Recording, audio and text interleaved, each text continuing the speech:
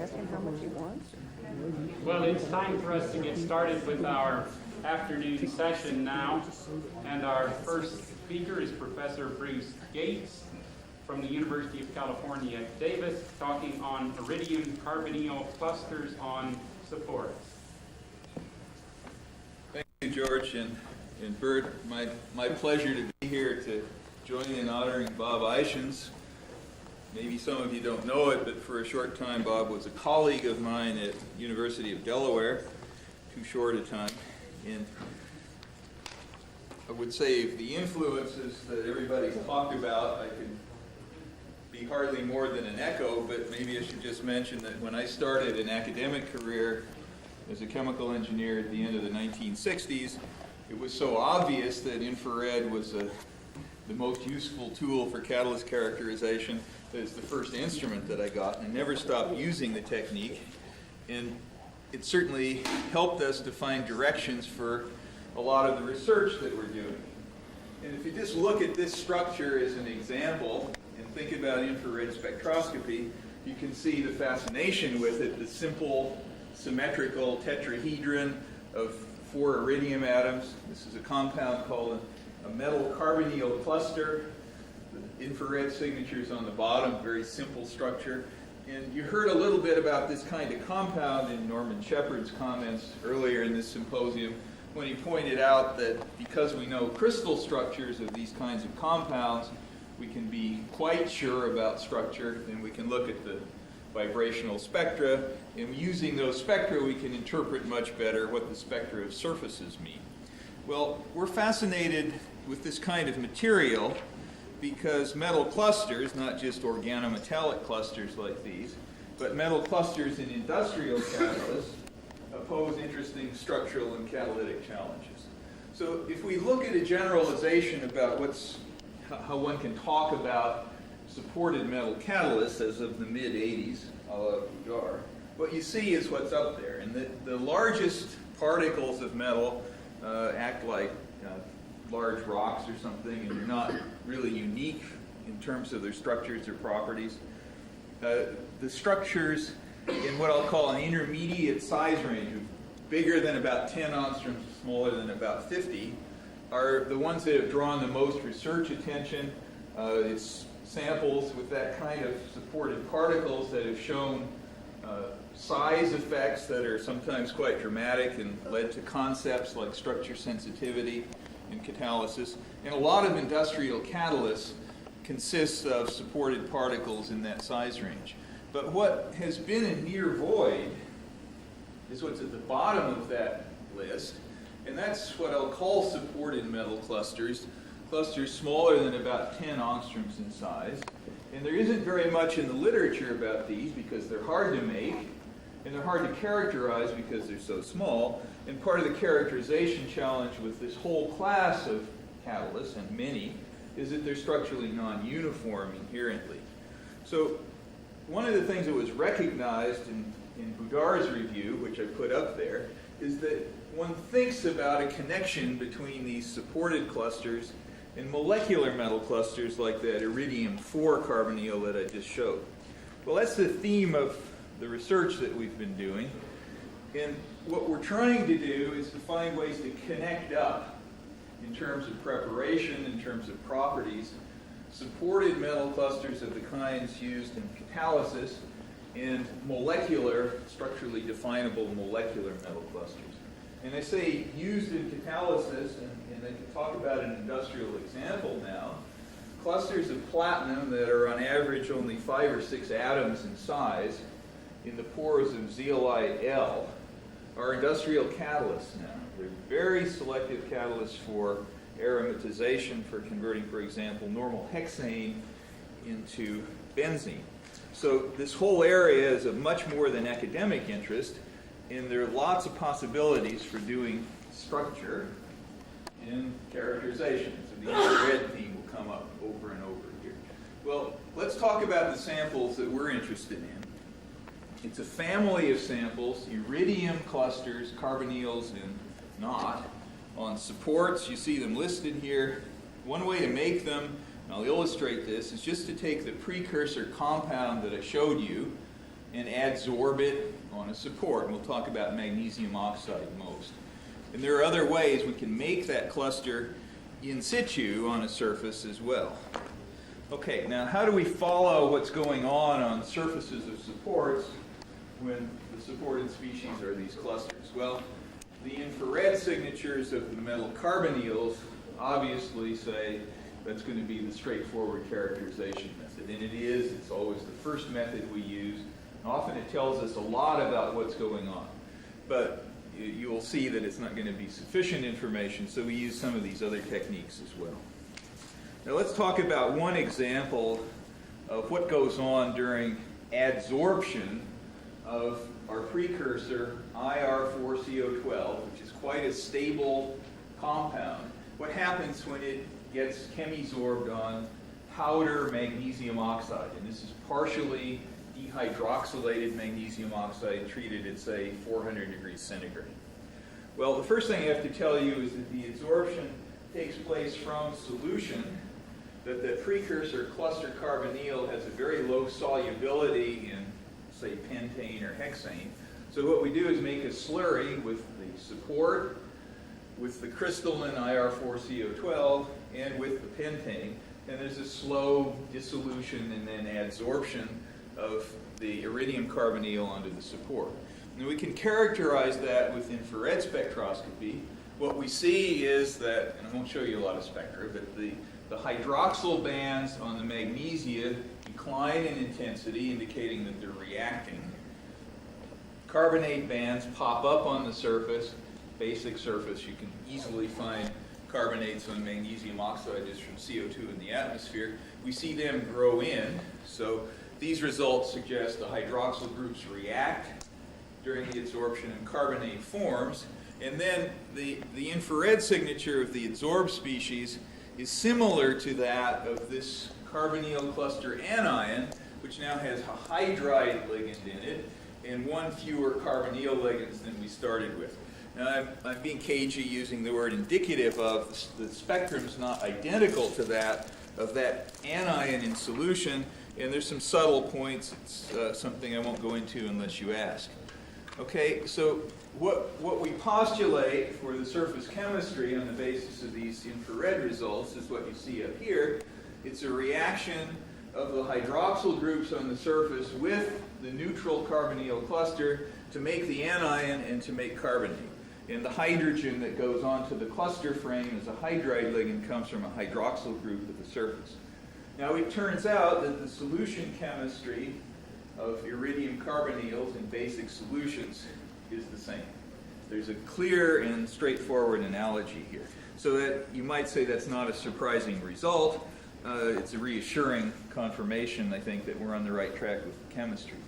Now there's a special advantage to having clusters in the form of anions on surfaces, and that is we have a simple way to confirm the structural identification, and it's simply by extraction by ion exchange or cation metathesis. So we put a salt in there with a great big cation, ppn, and we exchange off the anion, and we simply look at its infrared spectrum in solution, and it matches that of this anion in solution. So that's a confirmation of the structure. Of course, you might quibble and say, oh, well, a reaction could have occurred during the extraction, and we recognize that as a possibility, but all the data are consistent with the hypothesis that we've made that anion.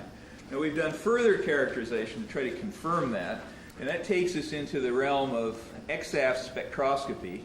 And I'm not going to give you lots of detail about this, but I'd ask you just to look at the heading up here, which is the coordination number, iridium.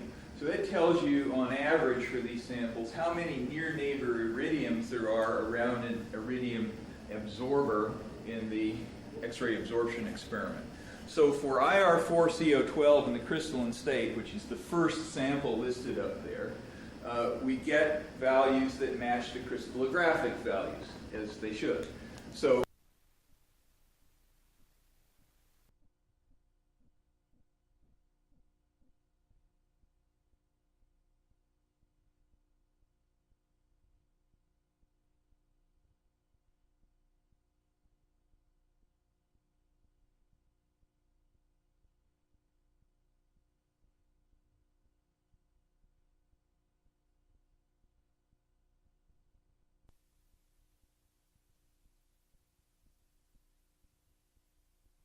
numbers near 3 but not exactly equal to 3. The typical experimental error in those coordination numbers is plus or minus 20%. So those numbers are consistent with the conclusions I'm drawing, but what we're going to find is that plus or minus 20% leaves us to a degree dangling with regard to structure because we cannot be more precise about exactly what's on the surface. Well, now let me assert some of the additional chemistry without showing you data just to save time. If we look at the left-hand column over here, the first part is what I've just told you about. The adsorption gives the carbonyl cluster anion with a tetrahedral metal frame. It's iridium 4. If we treat that in carbon monoxide at increasingly higher temperatures, we make an iridium 8, which is in fact a dimer. It's a dimer of iridium 4 just linked by a metal-metal bond. And you notice that the iridium 8 doesn't have a hydride ligand anymore. Okay? And if we go to still higher temperature, then we restructure the metal frame and we go to an iridium 6, which is an octahedral metal frame. So something rather drastic has happened there. In all likelihood, the cluster frame's broken into mononuclear single metal atom fragments, which have reassembled into the octahedron, which is a more stable structure. Okay, now what happens in basic solution is the same. There's a very clear, simple analogy here. And I won't go into detail, but what happens on the basic surface of lanthanum oxide is very nearly the same as well. And an interesting experiment was one in which we took MgO not pre-treated at 400 degrees centigrade to be partially dehydroxylated, but pre-treated at 700 degrees to be almost totally dehydroxylated. And in that case, we didn't make any HIR4CO11 minus. There weren't any hydroxyls to provide the hydride ligand. We went straight to the iridium 8. Okay? So there's a clear, strong analogy between the solution chemistry and the surface chemistry if the solutions are basic and the surfaces are basic. Now we can extend the analogy even further, and we can synthesize these clusters from mononuclear precursors. So we can take iridium dicarbonyl ACAC, put it on the surface, treat it in CO, and in very high yields make the anions that I just talked about. That's what happens on basic surfaces. Now if we go to surfaces that are not so strongly basic, and gamma, alumina, and zeolite, sodium Y are the ones I have in mind, then what we find is that we see synthesis of iridium carbonyl clusters that are neutrals, not ions. So we can make IR4CO12, for example, on alumina. And I'm not going to show you a lot of data, but if you've got a good eye, you can see in the fine print near the bottom the infrared signatures of these species. If we adsorb that mononuclear precursor on gamma alumina and treat in carbon monoxide, we get the infrared signature of IR4CO12. We can confirm the structural inference with Raman spectroscopy. Have done that. And if we treat under harsher conditions, then what we do is we totally bollocks the structure and take it to a kind of conventional supported metal, aggregated metal, structurally non-uniform, and for our purposes not particularly interesting. Okay, so there's a way to connect this to the structurally ill-defined conventional supported metals, obviously, but that everybody knew that. Okay, now why did we go to all this trouble? Didn't tell you how much trouble it was to learn how to do these syntheses from the mononuclear precursor. Because we wanted to put the clusters in zeolite cages, and the precursor IR4CO12 is too big to fit in. It won't go through the apertures of the zeolite, but it's small enough to fit in the super cages. So what happens, and you see it cartoon-wise where I've exaggerated the dimensions, if we put that mononuclear precursor into the cages of sodium Y zeolite, treat in CO, we can get IR4CO12 as on alumina, as in neutral solutions. We treat at higher temperatures in CO, we get an iridium 6, so it's got now an octahedral metal frame instead of a tetrahedral frame. And in fact, there are two isomers of that with different arrangements of the carbonyl ligands. It's kind of exquisite, and we can get either one in high yield. Okay, and we can even go around a loop with that. All right, so there's a whole story there about metal carbonyl clusters, There's a catalysis story about CO hydrogenation, which I don't have time for, but there's a catalysis story that I think is of more interest, at least broad interest, and that has to do with the clusters with carbonyl ligands removed. If you're a classic catalytic chemist and you think about these things and you say, poison catalyst. CO is a poison for a lot of reactions. So the goal, and this is a goal a lot of people have had in view for a long time, but not been able to reach easily. The goal is to get carbonyl ligands off and to keep the metal frame intact. And that's the reason we're using iridium. Iridium's got a very stable metal frame, strong metal-metal bonds, and it turns out, as far as we can tell now, it's the best candidate for the surgery to remove the carbonyl ligands without breaking up the metal frame. So I want to give you some indications that we can do that and talk about some catalysis. So again, we turn to infrared spectroscopy, and what you see in the top spectrum is that of the iridium carbonyl anion, HIR4CO11- on MgO. We treat it in inert gas at 300 degrees, follow the spectra as it's decarbonylated, and we can decarbonylate it completely. Okay? So there's a straightforward decarbonylation process going on here. And what I'll tell you is that we're going to assert that that decarbonylation process gives iridium-4 clusters, even tetrahedra of iridium-4 on MgO. Now, what's the evidence for that? Well, you might at first think that we could probe that iridium-4, not the iridium-4 carbonyl, but the iridium-4 with infrared spectroscopy using CO as a probe. That turns out not to be so simple. So let's talk about characterization by XAFs. The decarbonylated clusters are well susceptible to characterization with XAF spectroscopy. If you look under the middle column, the coordination number N is still within experimental error 3, the value for the tetrahedron. So that's the evidence we have, that's really all the evidence we have, that we've maintained the cluster frame as a result of the decarbonylation. Additionally, the XAFs confirms the infrared result. There are no carbonyl ligands left in these samples. Okay, so if you look on the right, you see a cartoon structure where we show a tetrahedron of iridiums, but that is small so that you will think it's a modest statement and not claim I'm over-interpreting the results too much. What's not really understood here is the nature of the support surface on which those clusters reside.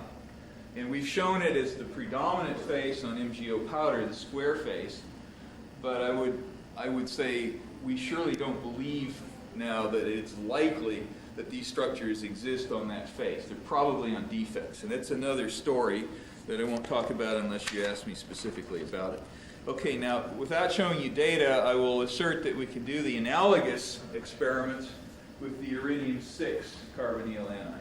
And again, the XAFs results confirm that we have, insofar as we can tell within experimental error, iridium-6 on the surface of the MgO. Now, we've gone from iridium carbonyl clusters to iridium clusters. Can we go back? The answer is sometimes we can go back. And let's talk first about the zeolite case. We make iridium-4 carbonyls and iridium-6 carbonyls in sodium-Y zeolite. We've done an experiment here, and I won't give you much detail. It's published. You can read the fine print there, which is a low-temperature infrared experiment, the kind Helmut Knutzinger does so well, and we now do this with cells from Norman Shepard's laboratory. Okay? The experiment's this. We take the samples, the carbonyls, up to 300 degrees, treat in inert gas, and decarbonylate. Then we cool down to liquid nitrogen temperature, introduce a few torr of carbon monoxide, and heat up and follow the infrared signature. Well, what does it show? It shows that initially what we get at the lowest temperature is nondescript. It's like what you see for CO adsorbed on very small particles or clusters of various sizes and shapes of iridium. It's similar to the spectra you've seen repeatedly during the week for CO on supported metals. It's iridium, not platinum, but it's similar. Okay, that's at very low temperature. As the temperature comes up, the signature splits to that to be a mononuclear carbonyl, an iridium dicarbonyl, like some of the structures, rhodium structures that Stephen Schwang talked about earlier in this symposium. Then as we go to still higher temperature, it clicks together and makes IR4CO12. And at still higher temperature, it rearranges to make IR6CO16. And that's now a cycle, and we've gone around that cycle several times. Now, suppose we try to do the analogous with the structure supported on MgO. It doesn't happen that way, at least so far, not in our hands. What happens? Well, we start out with a sample that consists of the iridium carbonyl anion on MgO, which is, I would say, ion paired to the surface. The infrared spectrum is suggestive of that, of iridium carbonyl anions in solution, ion paired to cations. So there's a whole story about that, worked out by people like Marcetta Derensburg. Okay, if we decarbonylate that, as I've described, and then recarbonylate it, we get an entirely different infrared signature, and it's a new one. That's a new structure. Okay? And what is it? We don't know that yet. I hope we'll learn more about it from doing XF spectroscopy. But there's a clear lack of reversibility in the decarbonylation, recarbonylation here.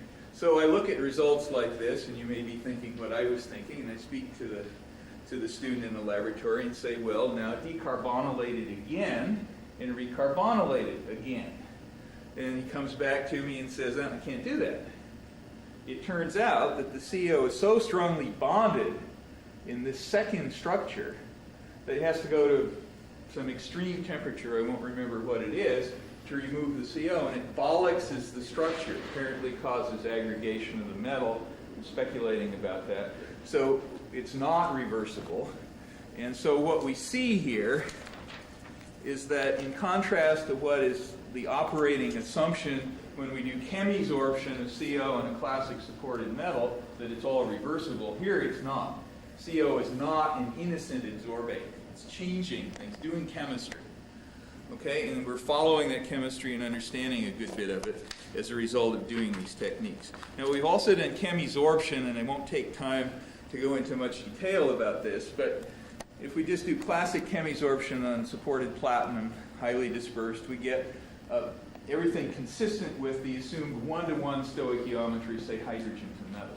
But if we look at these very small clusters, we don't see that stoichiometry at all. We see about a 1 to 3, 1 hydrogen to 3, or 1 to 4. And we see the same thing with CO. So these structures are distinct in their reactivity from the metallic particles on supports. These clusters are not metallic particles. Well, then the interesting question for catalytic people is, what do they do as catalysts? So we're heavily involved now in an experimental program of finding out the catalytic properties of these for structure-sensitive and structure-insensitive reaction. And I'll give you some results for a structure-insensitive reaction, which is toluene hydrogenation. And some of the key questions you see are up here, and it really has to do with in what ways are the supported clusters distinct from classic supported metals. So toluene hydrogenation turns out to be a very fine test reaction. You can find recent literature from Al Van Ice's group demonstrating that, and some careful kinetics for classic supported metal catalysts.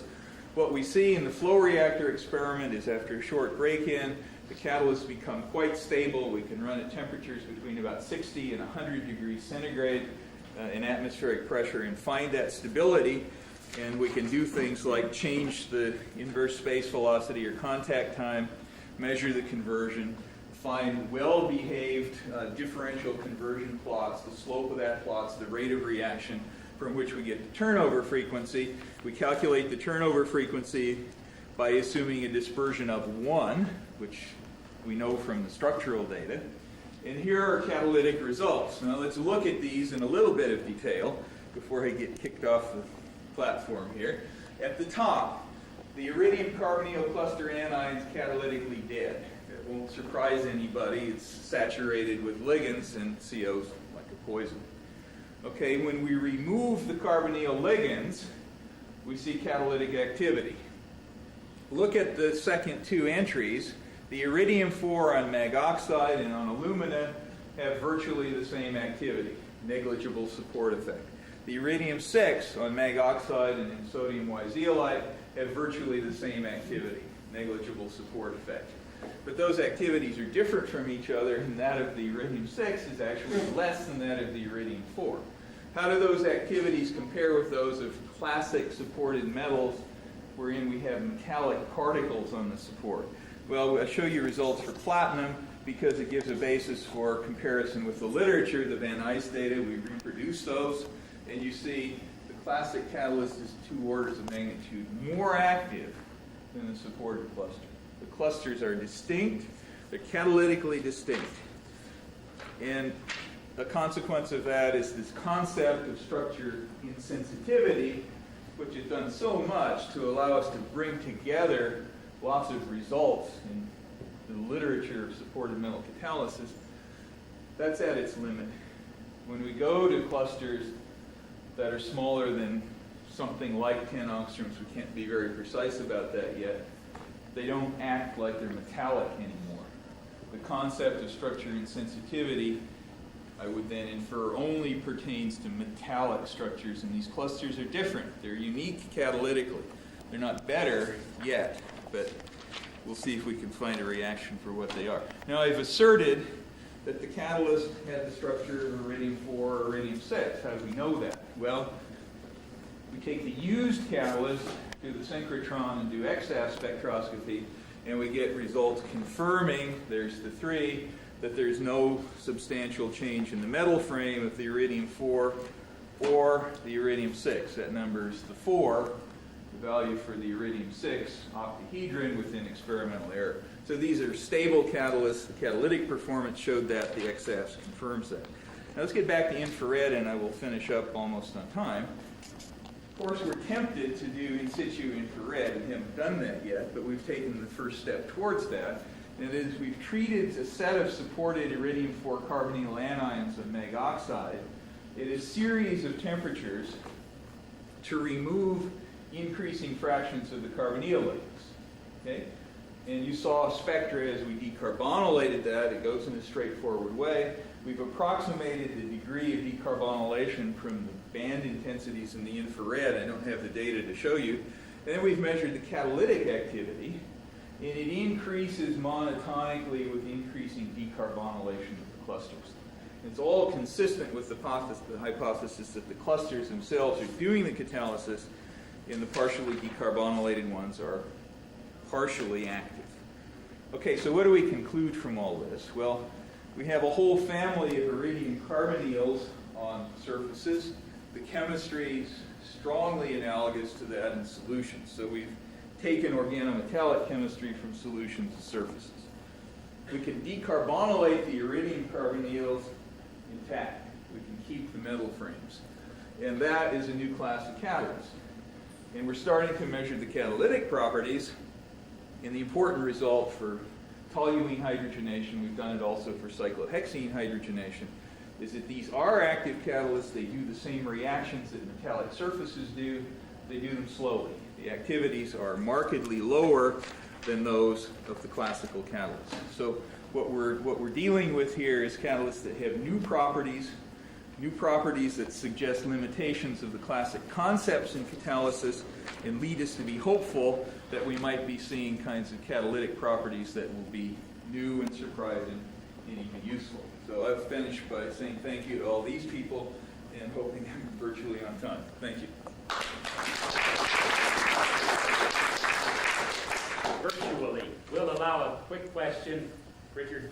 Bruce, how stable are these IR4 clusters in oxygen? Not so stable. They oxidize. We've done the oxygen chemisorption.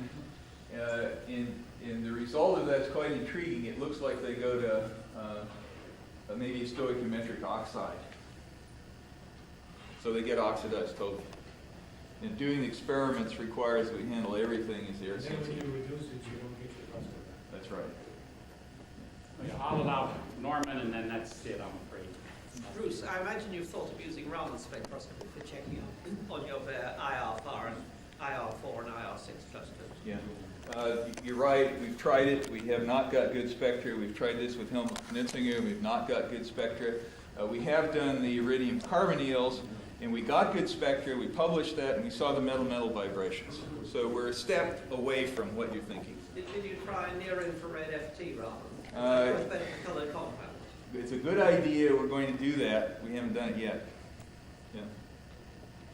Well, thank you very much. That's fascinating work, I must say.